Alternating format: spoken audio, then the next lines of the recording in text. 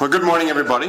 My name is Russell Perry. I'm the founder and CEO of Company. Some of you might know us as the government clearing office in Austria for the commercial register and the land register, but we've also expanded into other jurisdictions and are also the clearinghouse, for example, for Hungary and one of the largest, I hope, largest EVR distributors. It's an honor to be here today and also to give you a little bit more insight. And I'm taking more of a regtech, a regulatory technology view of things when we're looking at the crypto economy.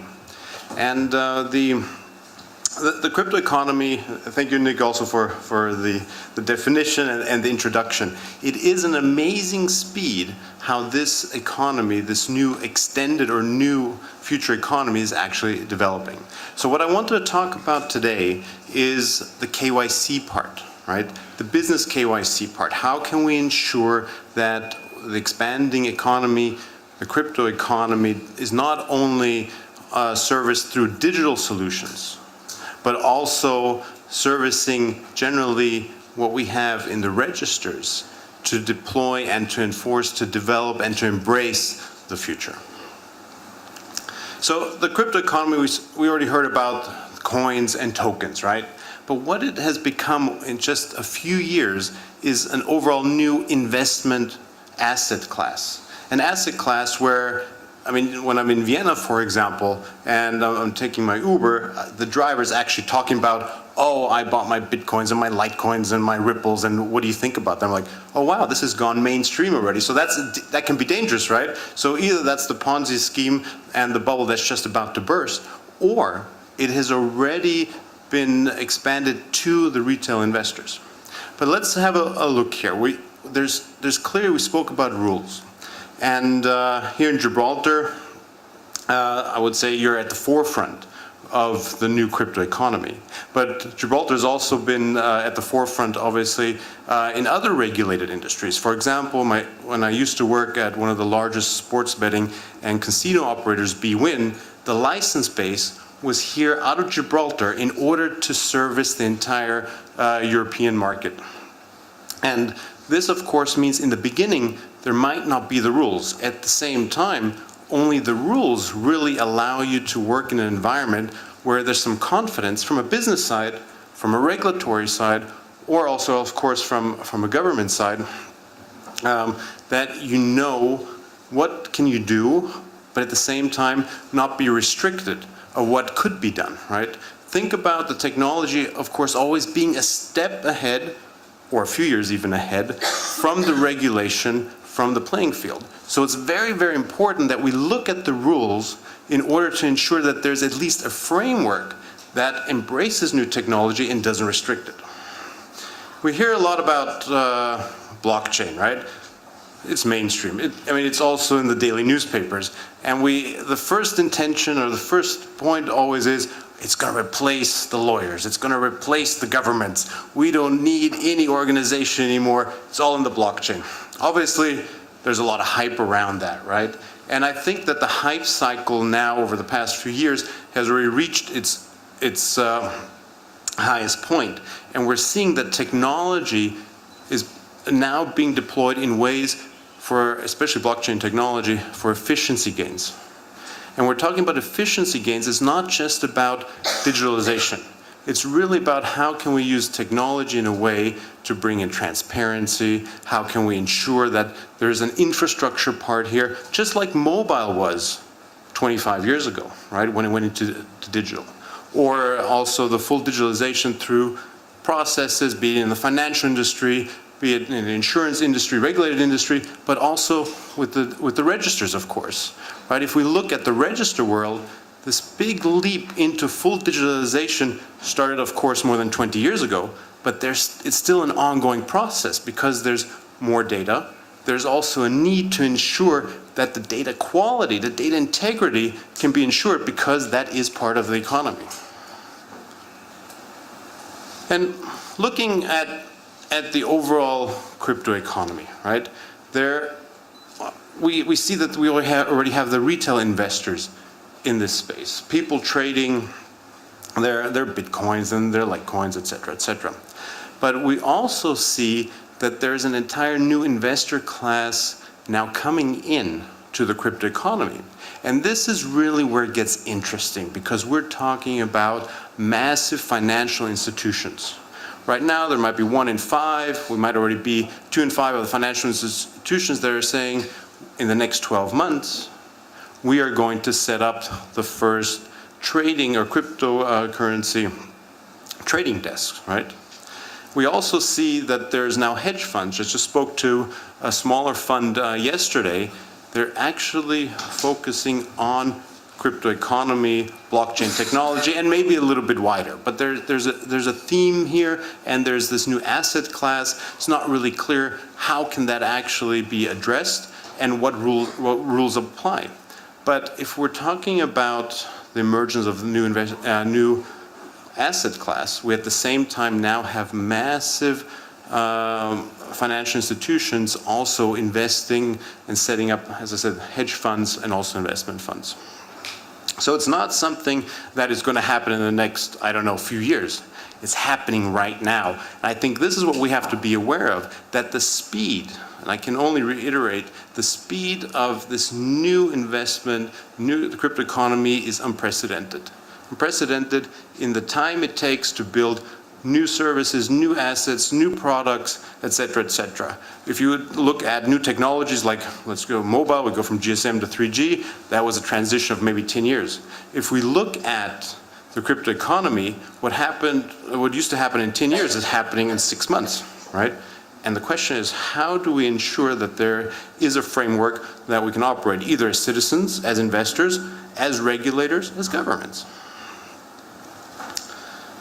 And when I was talking about the big financial institutions, it is the Goldman Sachs of the world, it is the ICE that are establishing themselves now, that are looking at what can we set up. We have JIBX, of course. I think some of the first investments and the listings should be going online very, very soon. You have GMO, and in Japan, it's the SBI itself is actually setting up an entire exchange only around cryptocurrency, but also the funds behind it. 4 billion euros is what has been invested and raised. It's very small in relation to the investment world and the global investment world. Very, very small if you look at the daily transactions in currencies, in fiat currencies, right, being traded. But we heard today that it was 4 billion till now, and 4 billion last week. Think about that. The volumes, the sheer volumes and the speed that also the volumes are gaining is unprecedented. And we also see that the venture capital model overall is being disrupted because early stage startups and companies and so forth have the possibility now to raise funds in an alternative way.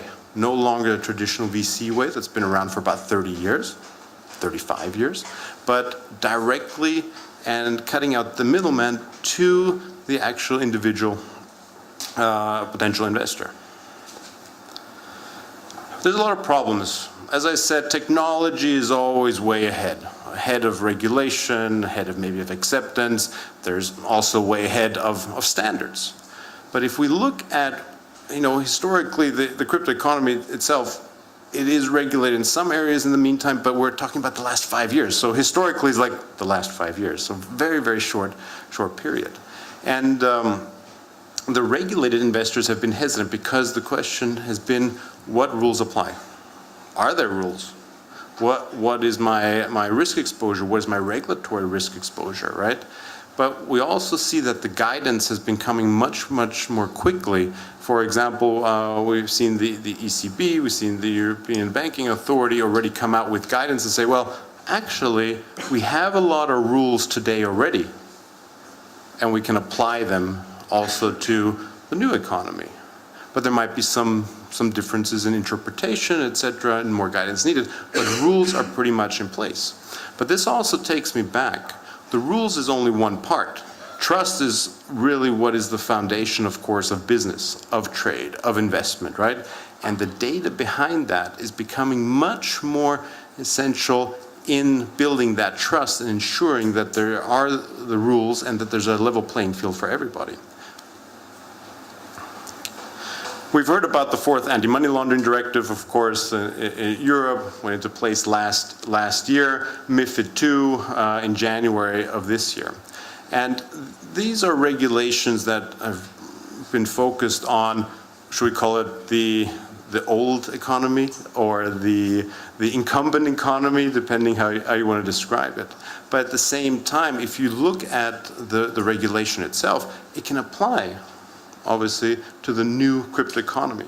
And once we actually see that, I don't think there will be a big differentiation between the economy generally and investment and so forth and crypto. It's pretty much going to be the same. It's just going to be one part of the overall economy.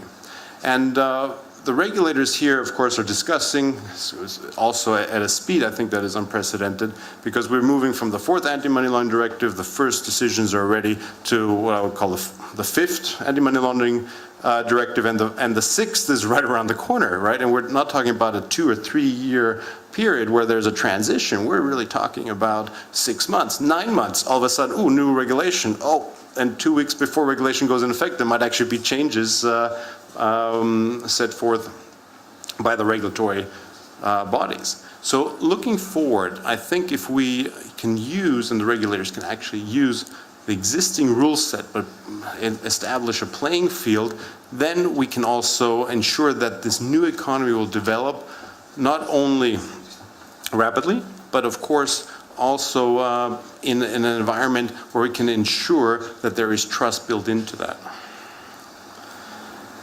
And the last few years, and also when I was speaking at the ECRF 2 years ago, we're talking about automation, right? So on one hand, we have the digitalization of the registers. We have new rules going into place. For example, MiFID II this year requires a whole new set of rules and sets for like funds, right? And the question is, how can they actually use technology and the data from registers, from authoritative sources, to ensure that they can work on the client onboarding? Nobody has time 6 to 8 weeks to get all the data that they need to activate a new client, right? And also, if we have ongoing compliance checks, if this is an ongoing basis, if you are a large German bank and you have to check 1 million companies, you cannot take 2 years to do that. You need to do that as quickly as possible. So there's a play here also when we talk about the trusted data and the automation and the new economy, right? It all works together because we have to ensure that we have the rules, we have the trusted data, and of course the technology to ensure the expansion. Here today at ECRF, the question is, what is the role of the register in the economy, existing economy, the new economy, the exciting new crypto economy? I think if we fundamentally look at the role, it is that the registers are part of the economic infrastructure. And every time when I speak about commercial registers, I start out with that, because the lawmakers, the legislators, they're like, oh, it's just a database. I'm like, no. This is just like the Autobahn. This is just like the electrical grid. It is part of the economic infrastructure, and it's an integral part of Know Your Customer, who you're dealing with. And if we take this a step further, we can actually take this trusted information, this trusted data, and turn it into a utility. And this is where the company registers play a very, very important role, because you are operating part of that network, part of that data set that is required to ensure that you have trusted data, you have interoperability. And this is where I think we could also work together. We're a service provider, we're a commercial register, a clearinghouse. At the same time, we have to work together, because being part of the economic infrastructure also means we have the possibility to develop the future economy. So I would like to take this opportunity to say, let's work together. Let's go and define this together. Thanks. Russell, thank you very much. Stephen, if you'd like to take the podium, please. Thank you.